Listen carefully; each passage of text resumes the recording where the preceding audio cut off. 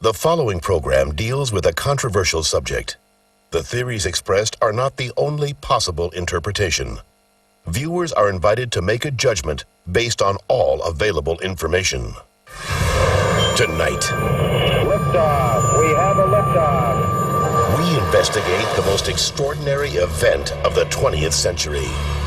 It's one small step for man, Man landing on the moon. one giant leap for mankind. But believe it or not, some people say it never happened. This whole thing was a fake. Decide for yourself as we explore the evidence, The Eagle has landed. analyze official government photos, What a ride, what a ride. examine the films, The flag flaps on the moon where there's no atmosphere. and hear the testimony of one former astronaut who's not afraid to speak his mind. NASA could have covered it up. Could the government have orchestrated the deception of the century? NASA could have pulled off the greatest hoax of all time. You be the judge. On Conspiracy Theory, did we land on the moon?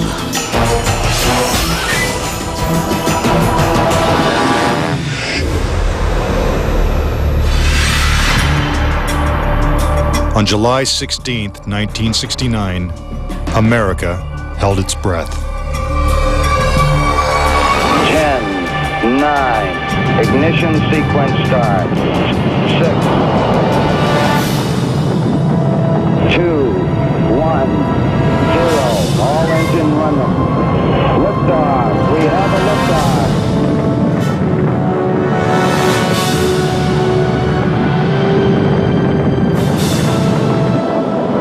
Apollo 11 blasted into space, beginning its 250,000-mile journey to the moon. During their 8-day voyage, the Apollo 11 astronauts saw spectacular views of the Earth, floated in a weightless environment, and supposedly went where no man had gone before. Guys looking good, down a half. Lights on, picking up some dust. 4 forward, drift into the right a little. Contact light. Okay, engine stop. We copy you down, Eagle. Houston, Tranquility Base here. The Eagle has landed. But did it? Did they really land on the moon? Most of us think so. Millions of people watched on television as the lunar lander touched down, and these unforgettable words were spoken. It's one small step for man, one giant leap for mankind. But even today, there are those who claim that believing in man's one small step requires one giant leap of faith. Bill Kaysing was an analyst and engineer at Rocketdyne, the company that designed the Apollo rockets. There were many problems that evolved during the 60s that led people to believe that we're never going to make it to the moon.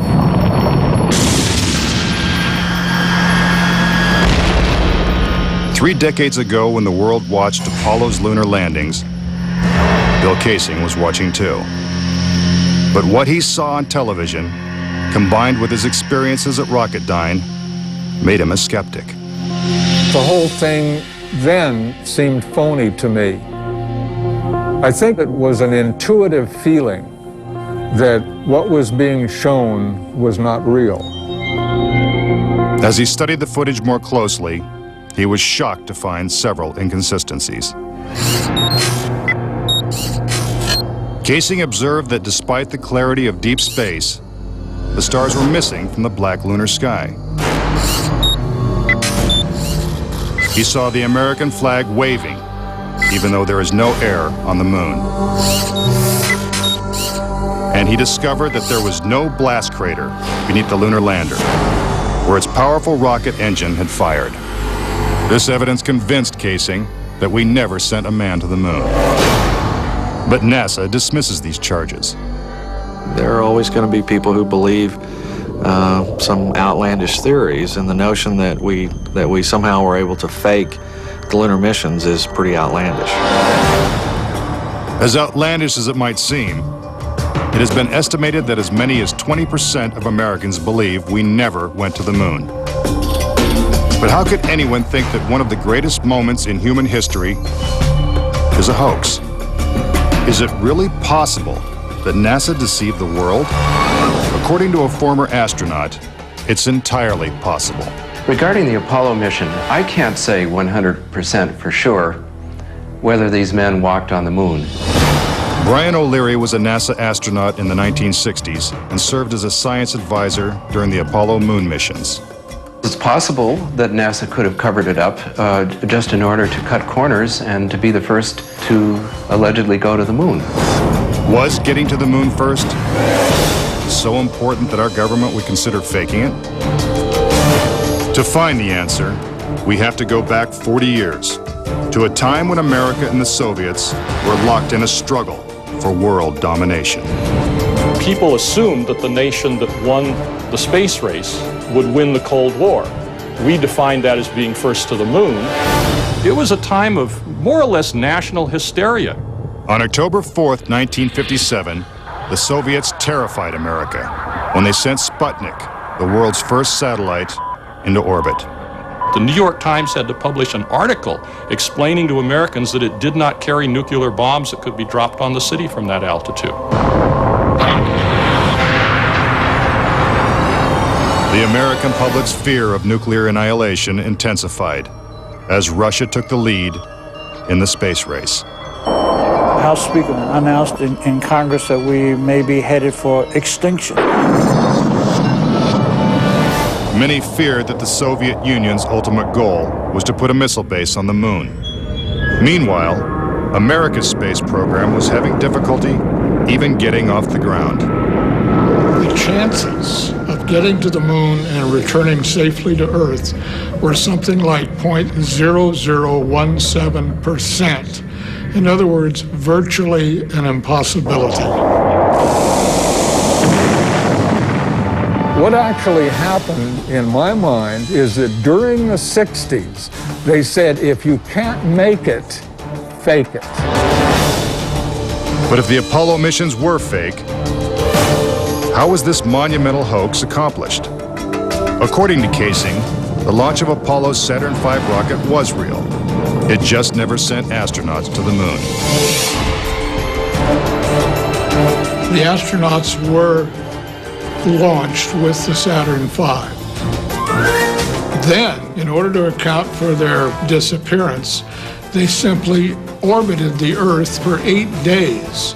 And in the interim, they showed these fake pictures of the astronauts on the moon. But on the 8th day, the command capsule separated from the vehicle and descended to Earth, as of course was shown in films.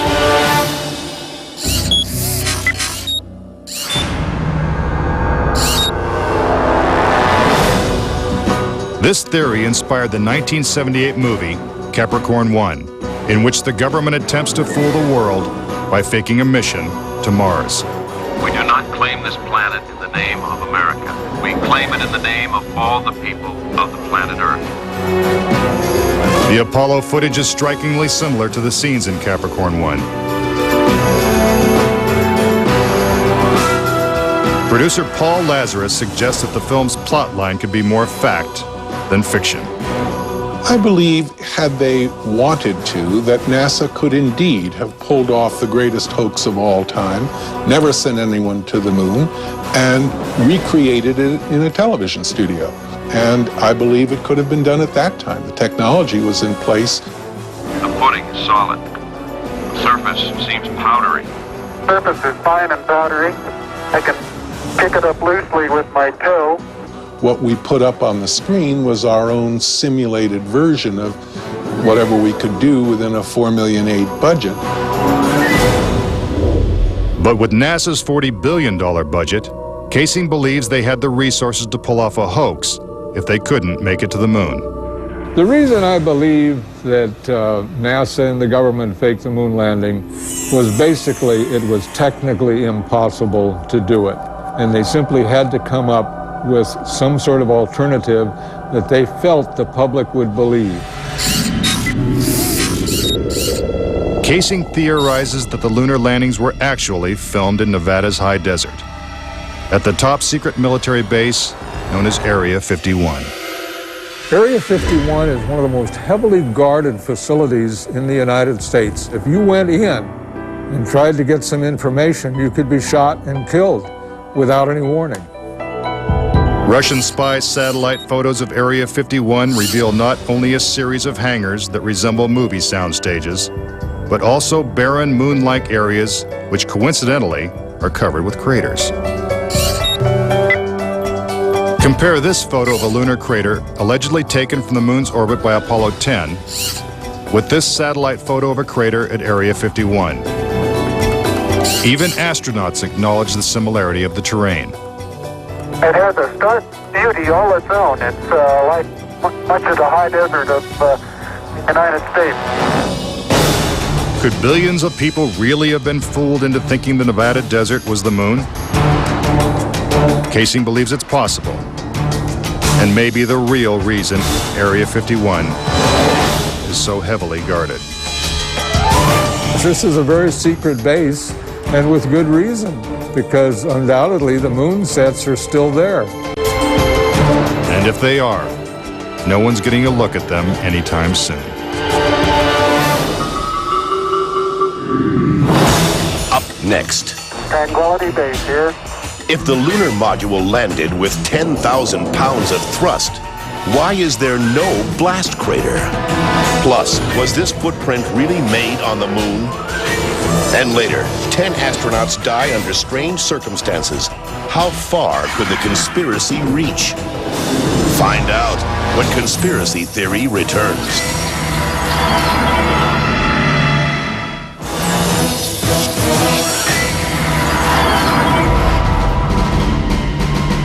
We've all been led to believe that on July 20th, 1969, the Lunar Excursion Module, also known as the LEM, carried American astronauts to the surface of the moon. But could it have simply been a prop lowered by wires onto a movie set? Bill Kaysing says that this may explain the absence of engine noise in the official NASA footage.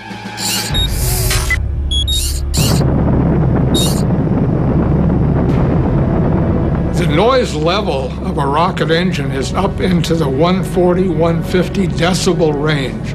In other words, enormously loud. How would it be possible to hear astronauts' voices against the background of a running rocket engine? Picking up some dust.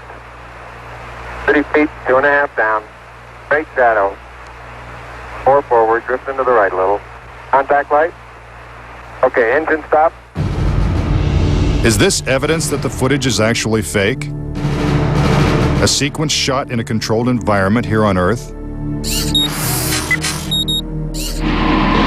Just months before this historic landing, a prototype LEM was flight tested at Ellington Air Force Base. While NASA cameras record the test flight, Neil Armstrong struggles to control the unwieldy craft. Then, at approximately 300 feet, the lander flies wildly out of control. At the last second, Armstrong ejects.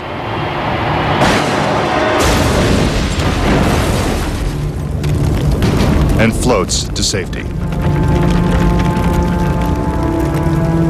If the lander was so unstable and difficult to fly in the controlled environment of Earth, then how could the LEM land 6 times flawlessly in the alien environment of the moon? The LEM had a single engine mounted dead center, and then they had little push jets, thruster jets, a couple of them up on top. This was supposed to control their attitude as they came down. Well, I'll tell you a secret. The instant you moved your tail in that cabin an inch, you would change the load pattern, it would begin to tilt, and it would start that thing spinning.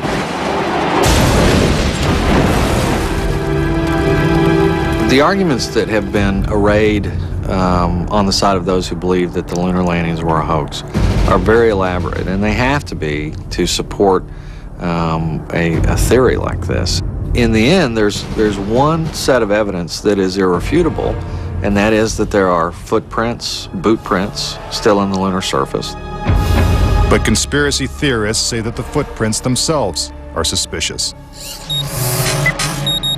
The surface appears to be very fine-grained as you get close to it. It's almost like a powder.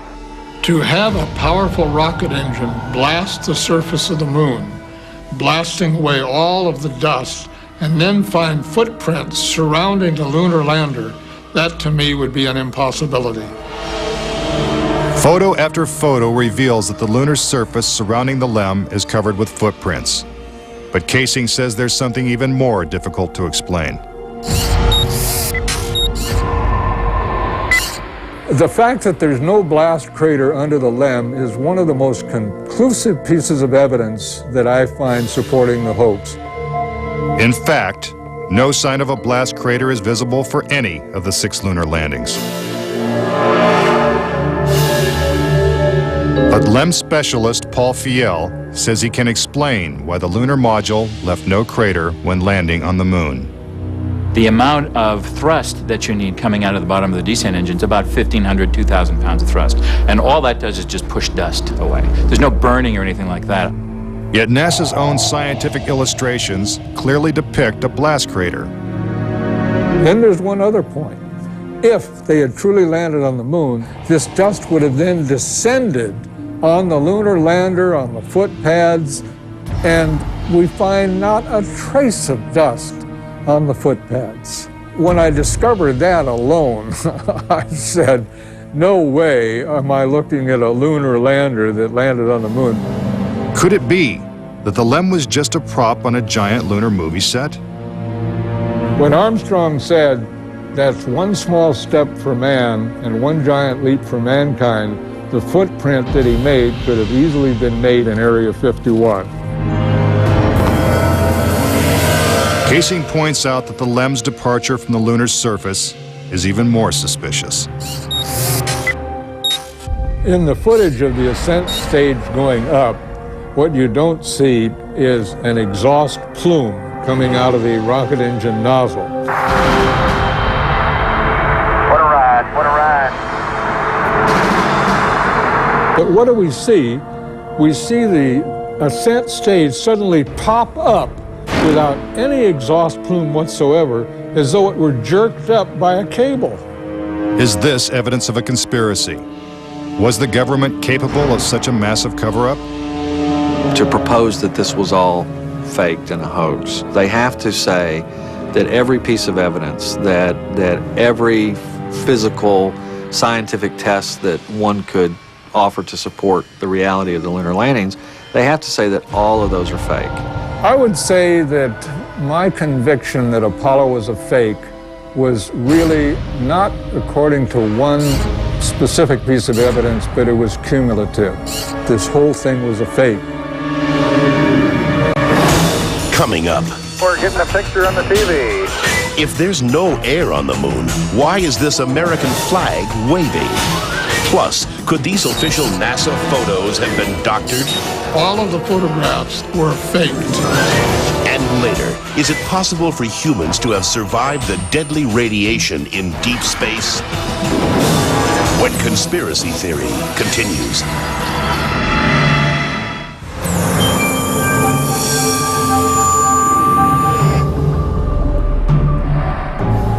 If the moon landings were actually filmed on a movie set, then where's the evidence? According to David Percy, an award-winning filmmaker and photographer, the proof is in NASA's own lunar photos and video. Our research suggests that images of the Apollo landings are not a true and accurate record. In our view, the Apollo pictures were faked. Many of the images are replete with inconsistencies and anomalies. In fact, Percy claims that when examined, these images suggest that man never went to the moon at all.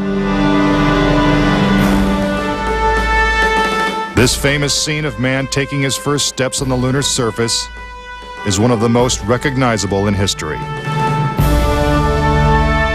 But why are such important images so grainy and hard to see? And we're getting a picture on the TV. You had a good picture, huh? NASA claims it's the result of 1960s technology. If you go back and look at it, the Apollo 11 mission was some pretty awful video by today's standards. These were ghostly images. It just did not look very real at all. And that was a function of the transmitter at the time, the camera at the time that we had available to us to fly on Apollo 11. But investigative journalist Bart Sabrell believes that NASA intentionally made the images hard to see. NASA orchestrated the hoax in a very unique way through television. They had one picture which they completely controlled, black and white, grainy, that convinced everybody we were on the moon. We had no reason to doubt it. They had complete reins over the pictures, over the sound. I mean, sad to say, it was easier than people believe. But despite the lack of clarity, conspiracy theorists see evidence suggesting that these images were staged. It's absolutely unreal. Although it appears that the astronauts are moving in the moon's gravity, which is 1/6 that of the Earth, Percy notes that when the speed of the film is doubled, the astronauts appear to be running as if in Earth's gravity.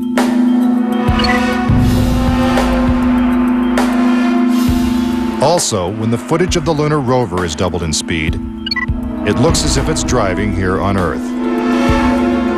But there's another reason some believe the Apollo missions were shot on Earth.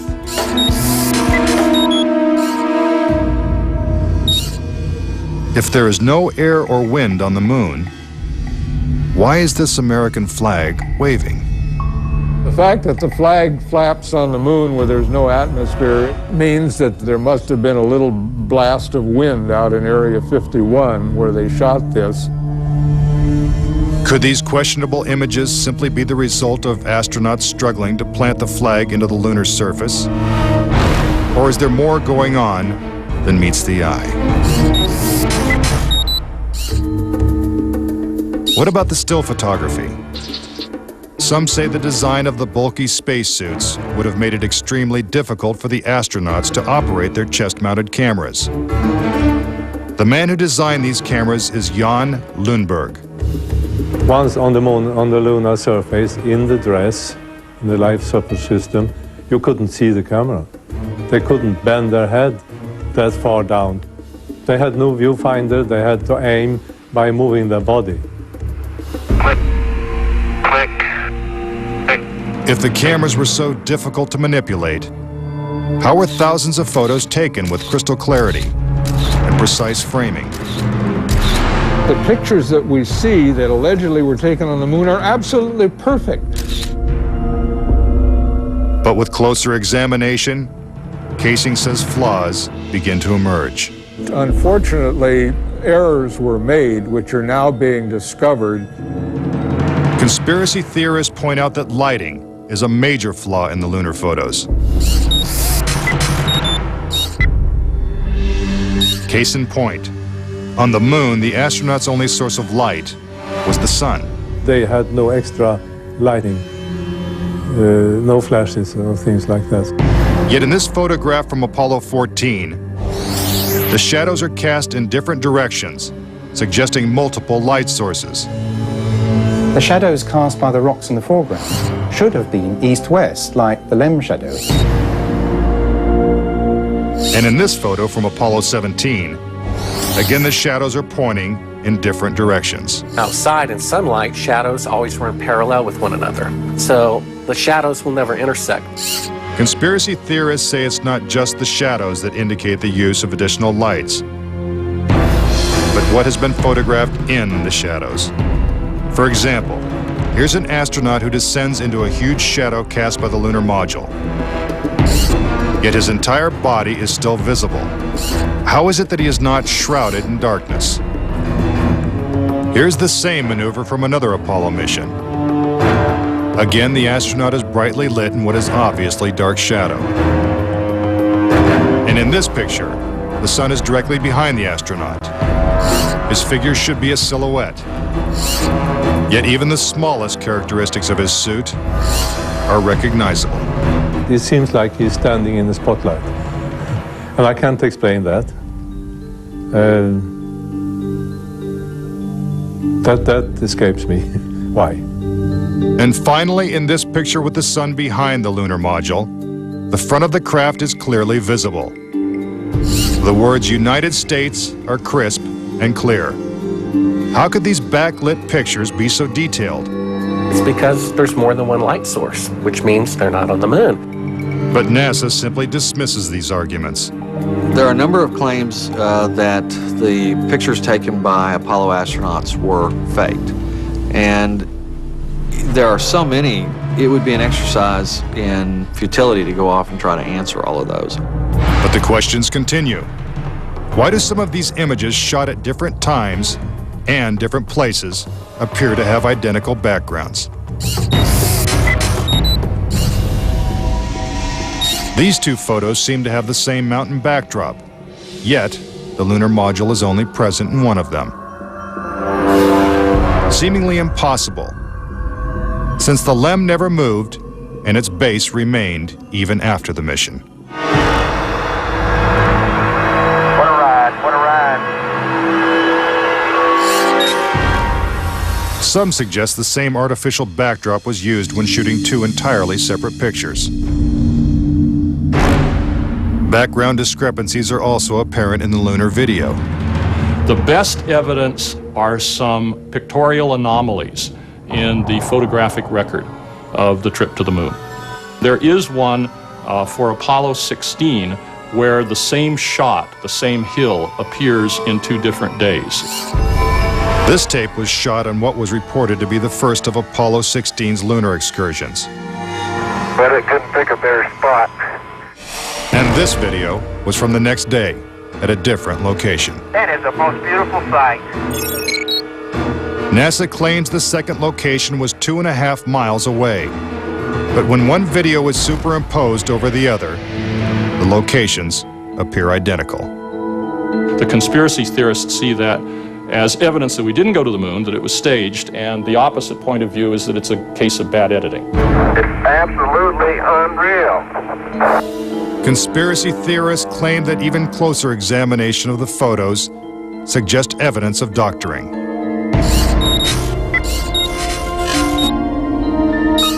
For reference, crosshairs were permanently etched into the lunar cameras, so they would have to appear on top of every image. But in this photo, a crosshair is behind a part of the lunar rover. This situation is impossible and has to be the result of technical manipulation and doctoring of the image. And in this photo from Apollo 11, the equipment in the foreground is covering the crosshair, not behind it. And in another from Apollo 12, the American flag is covering one crosshair and the astronaut is covering the other. When presented with these questionable photos and videos, NASA refutes the conspiracy theories. Some range from incredibly complicated to incredibly goofy. There are arguments that are wrong optically, they're wrong physically, they're wrong scientifically, they're wrong historically. There's a great deal of claptrap that is sort of woven in to these arguments. But despite what NASA says, conspiracy theorists still insist that Apollo was a hoax. When I looked at all the pictures and all the footage, I'm absolutely convinced, I bet my life on it, that we didn't go to the moon. I know for a fact that we didn't. Coming up next, tragedy strikes the Apollo program. The program could be stopped dead in its tracks. 3 astronauts die in a pre-launch simulation. But was it an accident? He was going to blow the whistle on the whole project. And later, could the astronauts have survived a trip into deep space? Before they got 1/2 to the moon, they would have picked up a death dose of radiation. Next, on Conspiracy Theory.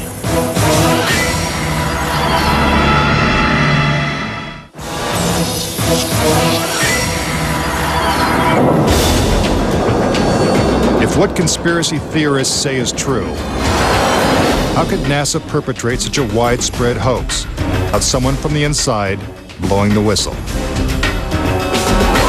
Virgil Gus Grissom was selected as one of the original 7 astronauts. A family man and a veteran of several space flights, he was a national hero and was likely to be the first man to walk on the moon. But Grissom was also an outspoken critic of the space program and was quoted as saying, "Someone's going to get killed." Unfortunately, Grissom's worst fears were soon realized. On January 27, 1967, 2 years before the first moon landing, Grissom and his crew boarded the Apollo 1 capsule for a full-scale simulation. The problems began almost immediately. First, the capsule's communication systems failed. You copy? No, I didn't read you, Chuck, at all. I can't read you, Chuck. You want to try the phone? How do I get the moon? We can't talk between 3 buildings. I can't hear what you're saying. Suddenly, the capsule burst into flames with the astronauts sealed inside.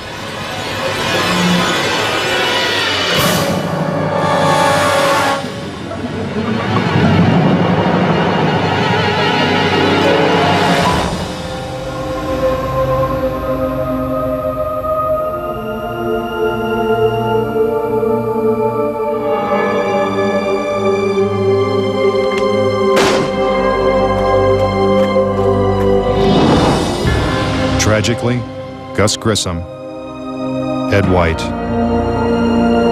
and Roger Chaffee lost their lives before ever leaving the launch pad.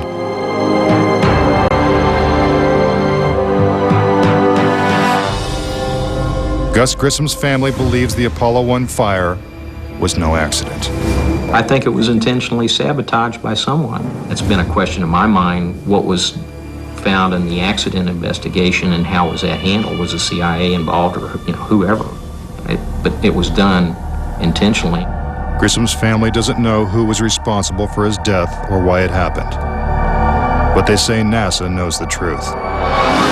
Gus gave his life for this program, and I feel like that it is up to NASA to come forward and give us a direct answer to what really happened. Were Gus Grissom and the Apollo 1 astronauts victims of a tragic accident? Or were they intentionally silenced because they knew too much? We may never know. The cause of the fire is still a mystery, and the capsule remains locked away at a military base. But Grissom wasn't the only Apollo critic to meet with a suspicious and untimely death. Thomas Ronald Barron was a safety inspector during Apollo 1's construction.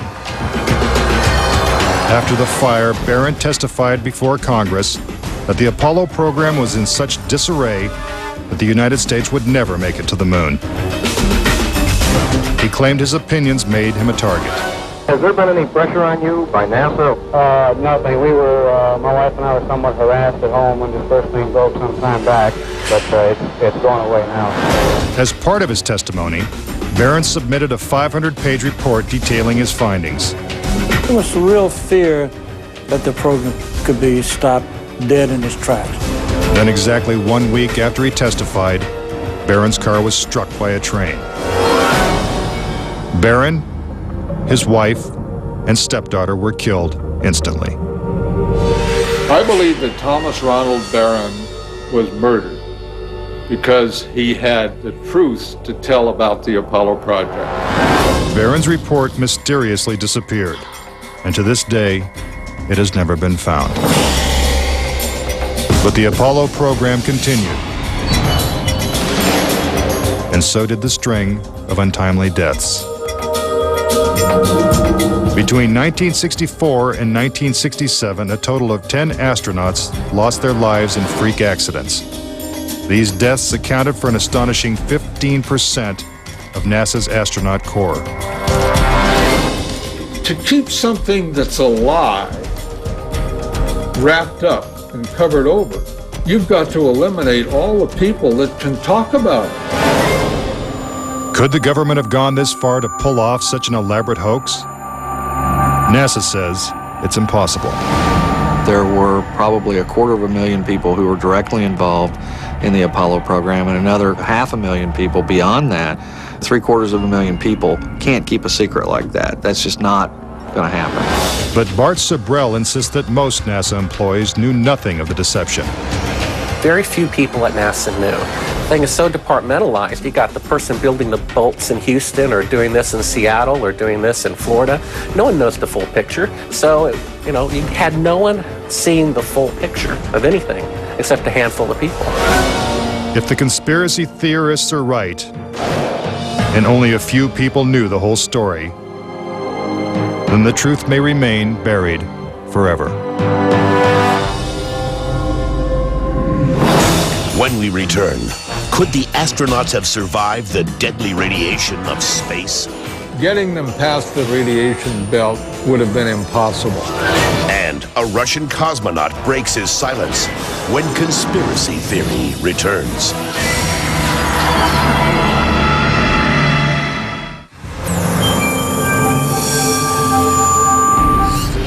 Suspicious deaths, evidence of doctored photos, and flags waving in the airless vacuum of space are not the only reasons to doubt that we ever went to the moon. Some say the astronauts could never even have survived the trip. The reason why they couldn't go to the moon is because of a phenomenon that few people know about called the Van Allen radiation belts. 500 miles above the Earth, these bands of intense radiation surround our planet and are thousands of miles thick. Any human being traveling through the Van Allen belt would have been rendered either extremely ill or actually killed by the radiation within a short time thereafter. Other than the Apollo missions, no other manned space flight has attempted to pass through this deadly radiation. Every manned mission in history, Gemini, Mercury, Skylab, the Space Shuttle, has been below the radiation belt, all except going to the moon. To protect the astronauts, the capsule would have needed 6 feet of lead shielding, according to physicist Ralph Rene. Obviously, the only shielding they had was the literally paper-thin outer hull of aluminum, and their suits consisting of glass fiber, some aluminum fibers, and silicon rubber. It's very interesting concerning radiation that the astronauts were protected by a thin film of aluminum when here on Earth they put a lead shield on us when they take a dental x-ray. Some theorize that if the Van Allen belts didn't kill the astronauts, even deadlier doses of radiation deeper in space would have. Violent explosions in the sun called magnetic storms flood space with intense radioactivity. A magnetic storm will come along, and that can increase the intensity of the radiation belts by maybe 1,000 times above what it was before. According to Rene, the Apollo 16 mission coincided with one of the sun's most intense storms ever recorded. Around the rotating sun came this immense flare, the biggest one of the 20th century. It went on for 3 or 4 days, all the while it's slowly rotating around. Although the effects of radiation are horrific, ranging from hair loss to cancer to death, the solar flares had no adverse effect on the Apollo 16 crew.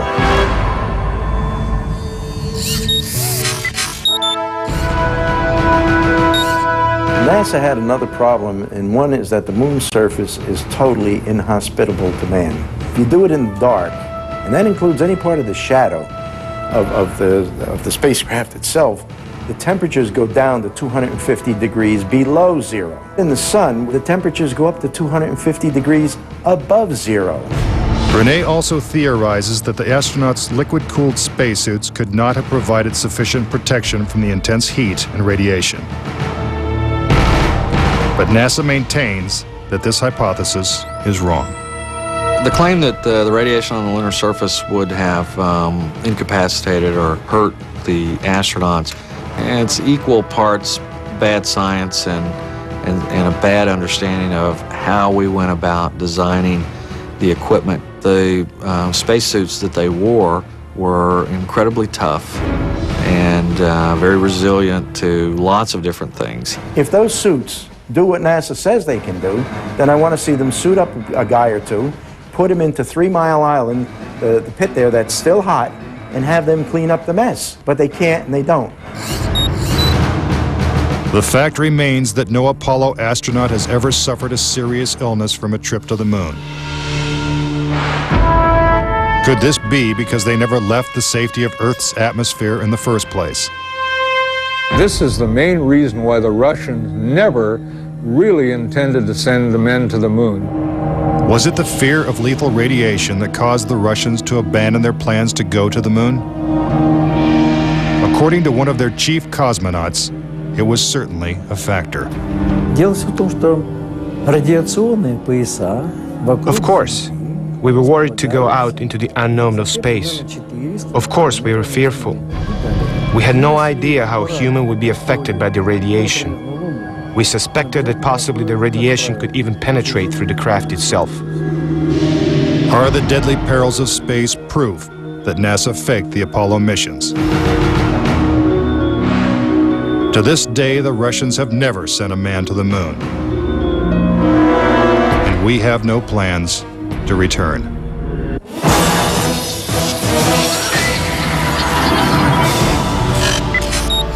Now that you have heard the various theories and explanations, do you believe it's possible for our government to perpetrate such an incredible hoax? Is it conceivable that with its $40 billion price tag, the Apollo program was nothing more than the most expensive movie ever made? It is my personal belief, and I totally believe this after all the years of research I've done on this, that NASA never landed a man on the moon. I would say that anybody who believes that we did not go to the moon is an absolute nut. Anyone that wants to call me a kook or a nut or a crackpot, they're welcome to do that, but they're also welcome to go examine the evidence, which is everywhere.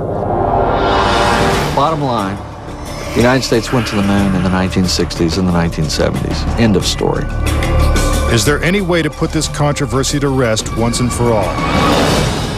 The only thing the experts agree upon is that the answer is 250,000 miles away. If NASA truly landed on the moon, remnants of the 6 successful Apollo missions would have been left behind. The base structures of the LEMs, the abandoned lunar rovers. Even the American flags would still be standing at each landing site. I would like to invite NASA and all of their supporters to simply take the most powerful telescope on Earth and see if there's a lunar lander there. If there's a lunar lander there, I'll never say another word about an Apollo hoax. If there's no lunar lander there, I'll rest my case. But no telescope exists that can examine the moon in such detail. Do objects from the Apollo missions remain on the moon in silent testimony? Or is the conspiracy theory true? In 2 years, Japan will send an orbiter to take close-up photos of the moon's surface. What will they find? Until then, the question remains, did we land on the moon?